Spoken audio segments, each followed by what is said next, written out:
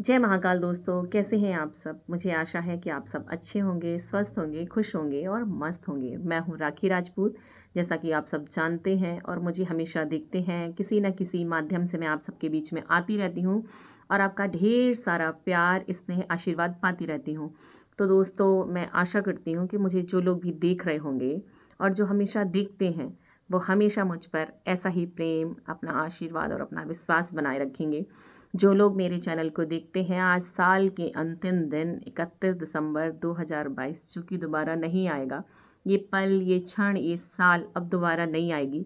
तो उन सबको, मेरी जो यूट्यूब फैमिली है, मैं उनको हाथ जोड़ के प्रणाम करती हूँ। उनको तहे दिल से धन्यवाद देती हूँ, जो मेरे चैनल पर अपना प्यार, अपना आशीर्वाद, अपना विश्वास बनाए रखते हैं और मुझे अपने कमेंट से प्रेरित करते हैं, मेरी कमियां भी बताते हैं और मेरा मनोबल भी बढ़ाते हैं। तो आप सब हमेशा यूं ही मेरे मनोबल को बढ़ाते रहें, अपना आशीर्वाद, अपना प्यार, अपना ढेर सारा स्नेह मुझ पर बरसाते रहें। मैं यही आपसे उम्मीद रखती हूँ, आशा रखती हूँ। दोस्तों, आज साल का अंतिम दिन है। बहुत सारे लोगों की लाइफ खुशियों से भरी होगी, बहुत सारे लोगों की लाइफ में बहुत सारा दुख भी होगा। तो मैं ऊपर वाले से प्रार्थना करती हूँ कि आप सबके सारे दुख दूर हो जाएं और खुशियाँ, ढेर सारी खुशियाँ आपकी लाइफ में आ जाएं। जिनके में हैं उनके में और भी आ जाएं, जिनके में नहीं हैं उनके में आ जाएं। और जिनसे भी आप प्यार करते हैं वो हमेशा आपके पास रहें, आपसे कनेक्टेड रहें, कभी आपसे दूर ना हो, आपकी लाइफ में कोई दुख ना आए। और जिनको आप प्यार करते हैं, जिन्हें आप अपना महसूस करते हैं, वो आपके नज़दीक हमेशा बने रहें। आपके रिश्ते, आपके नाते, आपके दोस्त, कोई आपसे बिछड़े ना, सब आपके पास रहें हमेशा के लिए, ऑल लाइफ। क्योंकि ये लाइफ है, ये पैसे से, रुपए से नहीं चलती, ये संबंधों से, प्यार से चलती है। रुपए पैसा हमारी ज़रूरत तो हो सकता है, हमारी ज़रूरतों को पूरा तो करता है, पर संबंध, दोस्ती, रिश्ते, नाते, ये सब हमारी लाइफ को पूरा करते हैं, जिनसे हम पूरे होते हैं। जिनकी लाइफ में अच्छे दोस्त, अच्छे संबंधी, अच्छा परिवार है, उनसे ज़्यादा सुखी इस दुनिया में कोई नहीं है। तो दोस्तों, इसी आशा के साथ मैं आज एक आपके साथ नई कहानी शेयर करती हूँ। मुझे आशा है कि आपको पसंद आएगी और यादगार बनेगी 31 तारीख की। दोस्तों, एक बार की बात है कि सारी जो सखियां हैं वो कृष्ण जी के पास इकट्ठा होकर गई। उन्होंने कहा कि नारद जी के पास गई, कृष्ण जी के पास नहीं, नारद जी के पास गई। उन्होंने कहा कि कृष्ण हमारे पति हैं, हम सब उनकी पत्नियां हैं, इसके बावजूद वो राधा जी को बहुत प्रेम करते हैं। ऐसा क्या है उस राधा में जो वो उनको देती हैं और हम उनको नहीं दे पाते? ऐसा क्या है जिसके कारण वो उन्हें बेहद प्रेम करते हैं और हमें वो प्रेम से हम वंचित रह जाते हैं? तो नारद जी ने कहा, चलिए देखते हैं, कृष्ण जी से चल के पूछते हैं, हमें तो नहीं पता। तो नारद जी अपना चलते चलते चलते चलते कृष्ण जी के पास पहुँचे और उन्होंने कहा कि हे वासुदेव, हे कृष्ण, ऐसा क्या है जो आप राधा जी को इतना प्यार करते हैं? ऐसा क्या है जो आप अपनी पत्नियां, आपकी इतनी सारी पत्नियां, आप उनको वो प्यार नहीं दे पाते हैं? ऐसा क्या है हे कृष्ण? तो कृष्ण जी ने कहा, नहीं, ऐसा कुछ भी नहीं है, हम तो सारी रानियों को बहुत प्यार करते हैं, राधा से तो उतना प्यार नहीं करते जितना अपनी रानियों से करते हैं। तो नारद जी ने कहा, नहीं प्रभु, आप झूठ बोल रहे हैं, ये तो सभी जानते हैं कि आप राधा जी से बहुत प्यार करते हैं। उन्होंने कहा, नहीं, ऐसा कुछ भी नहीं है, आपको लग ही रहा है। और थोड़ी देर बाद बैठे बैठे उनकी वार्ता चल रही थी तो कृष्ण जी को एकदम से बहुत तेज़ दर्द होने लगा सिर में, और कराह के तड़प के कृष्ण जी नीचे एकदम से आके बैठ गए और उन्होंने कहा, नारद अब आप जाओ और मुझे बहुत तेज़ सिर में दर्द हो रहा है। तो नारद जी ने कहा, अरे नहीं नहीं, मैं आपको ऐसे सर में दर्द में, सर के दर्द में छोड़ के नहीं जा सकता प्रभु। बताइए, आपका दर्द, आपका ये पीड़ा कैसे दूर होगी? आपके सिर में दर्द है, मैं वो लाऊं, मैं वो बूटी लाऊं, मैं वो दवा लाऊं जिससे आप ठीक हो जाएं? कृष्ण ने कहा, नहीं नहीं, ठीक हो जाएगा, आपको ज़रूरत नहीं है। पर नारद जी ने कहा, नहीं, मैं ऐसे दुख में, ऐसे तड़पता हुआ आपको छोड़कर, इतनी असहनीय आपको जो पीड़ा हो रही है, इसमें छोड़कर तो नहीं जा सकता प्रभु, आप बताएं मैं क्या लाऊं?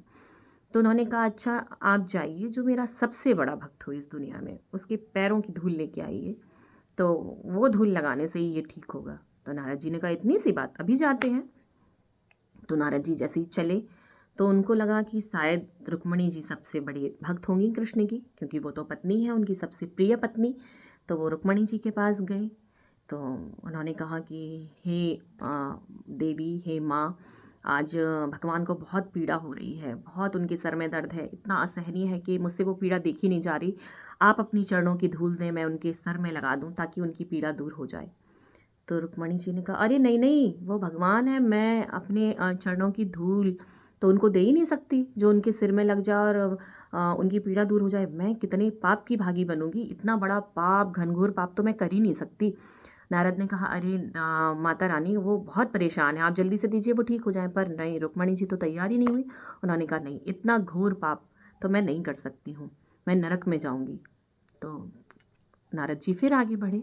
चलते चलते वो सत्यभामा जी के पास पहुँचे। उन्होंने कहा, हे देवी, आप तो उनकी बहुत प्रिय हैं, वो तो आपको बहुत ज़्यादा प्रेम करते हैं। मुझे लगता है आपसे बड़ा उनका भक्त तो कोई हो ही नहीं सकता, आपसे ज़्यादा प्रेम करने वाला तो कृष्ण को कोई हो ही नहीं सकता। हे माँ, आप अपनी चरणों की धूल दें, भगवान को बहुत पीड़ा है, उनके सर में बहुत दर्द है, मैं आपके ये चरणों की धूल उनको लगा दूँ ताकि उनका सर का दर्द ठीक हो जाए।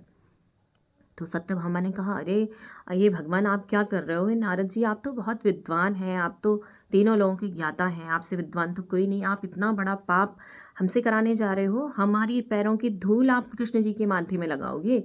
हमसे ये पाप नहीं होगा, हम नरक के भागी बनेंगे, हम ये पाप नहीं कर सकते।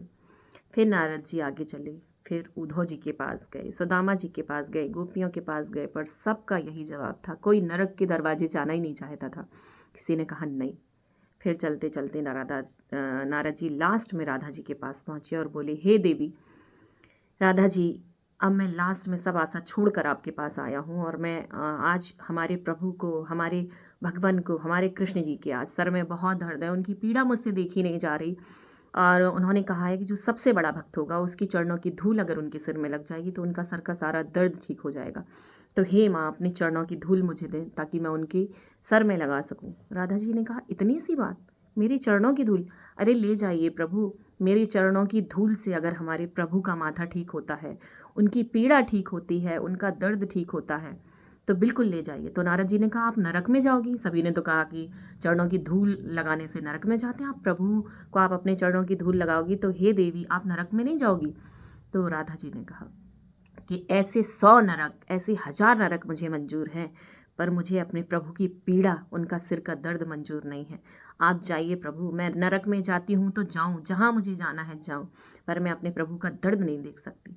उसी दिन नारद जी को उनके सवाल का जवाब मिल गया कि राधा जी को प्रभु इतना क्यों प्रेम करते हैं, कृष्ण जी इतना क्यों प्रेम करते हैं। वो समझ गए कि उनके दर्द में ही उनके सवाल का जवाब था, भगवान को कहीं कोई पीड़ा नहीं थी।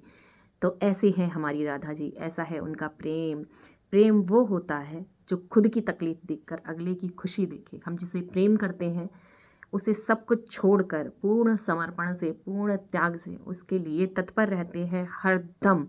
बल्कि कोई स्वार्थ नहीं होता, हम ये नहीं देखते हैं कि हमारी खुशी किस में, हम ये देखते हैं कि वो खुश कैसे रहे, उसके सारे दुख कैसे दूर हों। सच्चा प्रेम वही है जो अपने साथ वाली को खुश देखे,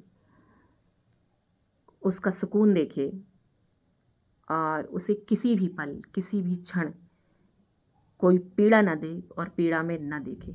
इसी को प्रेम कहते हैं। तो मुझे आशा है कि आपको ये कहानी ज़रूर पसंद आई होगी। अगर पसंद आए तो वीडियो को लाइक करें और चैनल को सब्सक्राइब करें। जय महाकाल, मिलते हैं नेक्स्ट वीडियो में।